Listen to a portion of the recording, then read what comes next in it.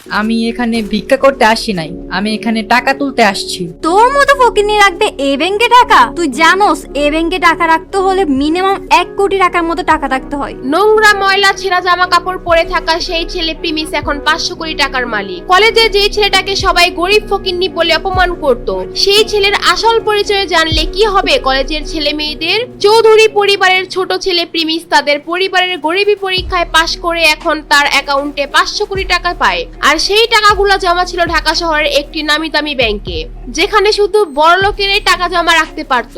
Premise যখন তার টাকা তুলতে ওই ব্যাংকে ঢুকতে যাবে, ঠিক সেই সময় একটা মেয়ের সাথে ধাক্কা খায়।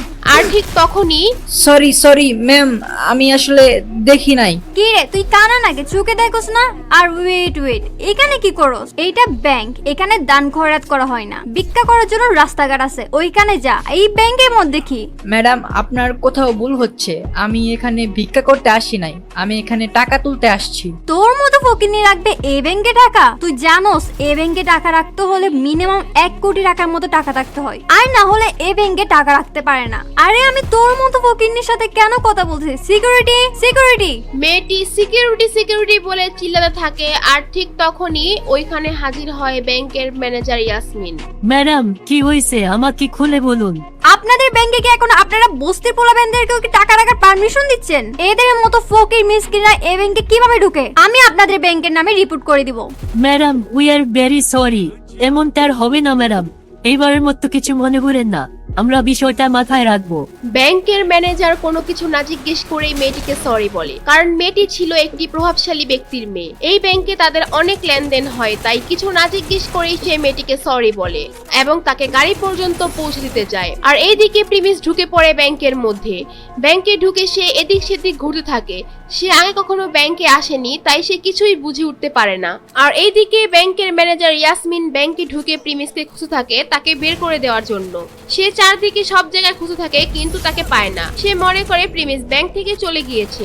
আর ঠিক তখনই ইয়াসমিনের চোখ পড়ে ব্যাংকের ভিআইপি রুমের দিকে, যেখানে প্রিমিস হেঁটে ঢুকতেছিল। এটা দেখে ঠিক তখনই ম্যানেজার ইয়াসমিন বলে, এই ছেলে দাঁড়াও, এই দাঁড়াও। প্রিমিসকে দাঁড়াতে বলার পরেও প্রিমিস ওইখানে না দাঁড়িয়ে ভিআইপি রুমের ভিতরে ঢুকে যায় আর ভিতর থেকে দরজা লক করে দেয়। আর এইদিকে ম্যানেজার ইয়াসমিন ভয় পেয়ে যায়, কারণ ভিআইপি রুমে সবাই ঢোকার আগে ইয়াসমিনের পারমিশন নিয়ে তারপর ঢুকতে হয়। আর কেউ ঢোকার আগে ইয়াসমিন সেই ভিআইপি রুমে থাকা হেড ম্যানেজারকে কল দিয়ে বলে দেয়, কিন্তু প্রিমিস তো কিছু না জিজ্ঞেস করে সেই রুমের ভিতর ঢুকে পড়ে। তাই ইয়াসমিন খুব টেনশনে পড়ে যায়। আর এইদিকে প্রিমিস ভিআইপি রুমে ঢোকার কারণে হেড ম্যানেজার বলে, এই আপনি কি চান এখানে? এখানে তো কেউ পারমিশন ছাড়া আসতে পারে না, আপনি কিভাবে আসলেন?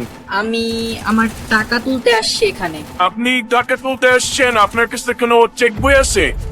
না, আমার কাছে কোনো চেক বই নাই। চেক বই নাই, তাহলে কোনো কার্ড আছে আমাদের ব্যাংকে, ভিআইপি কার্ড বা ভিসা কার্ড?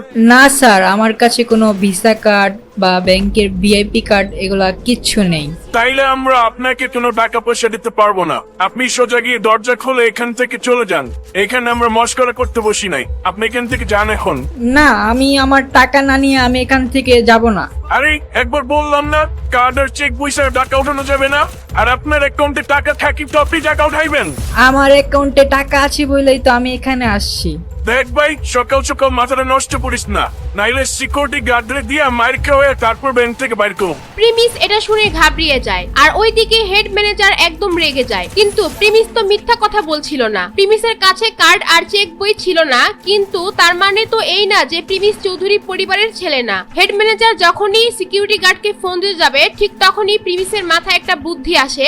আর সে বলে, ফিঙ্গারপ্রিন্ট। ফিঙ্গারপ্রিন্ট? কিসের ফিঙ্গারপ্রিন্ট?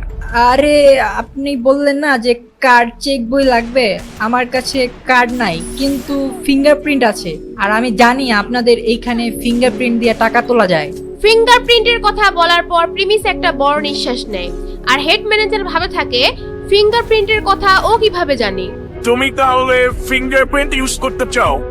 হ্যাঁ, আমি ফিঙ্গারপ্রিন্ট ব্যবহার করতে চাই। হেড ম্যানেজার এটা শোনার পর আরো কনফিউজড হয়ে যায় আর ভাবে ওকে একটা চান্স দেওয়া যায়। আর তারপর ম্যানেজার ফিঙ্গারপ্রিন্টের মেশিন টেবিলের উপর রেখে বলে, এই ছেলে, এখানে ফিঙ্গারপ্রিন্টের মেশিন রাখা আছে, চুপচাপ তুমি মেশিনের মধ্যে তোমার হাতের আঙুলটা বসাও। তারপর প্রিমিস তার হাতের আঙুল ওই মেশিনের মধ্যে চাপ দিয়ে ধরে রাখে। কিছুক্ষণ পর মেশিনে দেখা যায় তার ফিঙ্গারপ্রিন্ট ম্যাচ করছে না। তোমার হাতের ফিঙ্গারপ্রিন্ট তো ম্যাচ করতেছে না। দেখছো, আমি তোমাকে আগেই বলছিলাম এই ব্যাংকে তোমার কোনো অ্যাকাউন্ট নাই। এটা বলার পর ম্যানেজার প্রিমিসের দিকে এমন ভাবে তাকিয়ে থাকে যেন প্রিমিস কোনো বড় অপরাধী। এরপর ম্যানেজার ভাবে প্রিমিস হয়তো বড় কোনো ক্রিমিনাল হতে পারে, হয়তো তার পকেটে কোনো অস্ত্র থাকতে পারে। এটা ভেবে সে তার পকেট থেকে ফোন বের করে পুলিশকে ফোন দেওয়ার জন্য 999-এ কল দিতে যাবে। সেটা দেখে প্রিমিস একদম ঘাবড়িয়ে যায়। 500 কোটি টাকার মেসেজ দেখে খুশিতে তো ব্যাংকের মধ্যে চলে এসে পড়ে, কিন্তু সে বুঝে নাই যে সে এখানে এসে এত বড় একটা সমস্যায় ফেসে যাবে। তো তারপর কি হবে? প্রিমিস কি হেড ম্যানেজারকে পুলিশকে ফোন দেওয়া থেকে থামাতে পারবে? আর প্রিমিসের 500 কোটি টাকার মেসেজ যে এসেছিল ওইটা কি তাহলে ফেক ছিল? এগুলো জানতে চাইলে দিবস গেমিং এর চ্যানেলটি সাবস্ক্রাইব করে নোটিফিকেশন বাটন বাজিয়ে রাখেন। আর এই ভিডিওগুলো আপনার কাছে কেমন লাগে কমেন্ট করে অবশ্যই জানাবেন। আর অবশ্যই ভিডিওতে একটা করে লাইক দিয়ে রাখবেন। আর এরকম ইন্টারেস্টিং ভিডিওগুলো দেখতে চাইলে এখানে 2টা ভিডিও দেওয়া আছে, সেগুলো দেখে আসতে পারেন।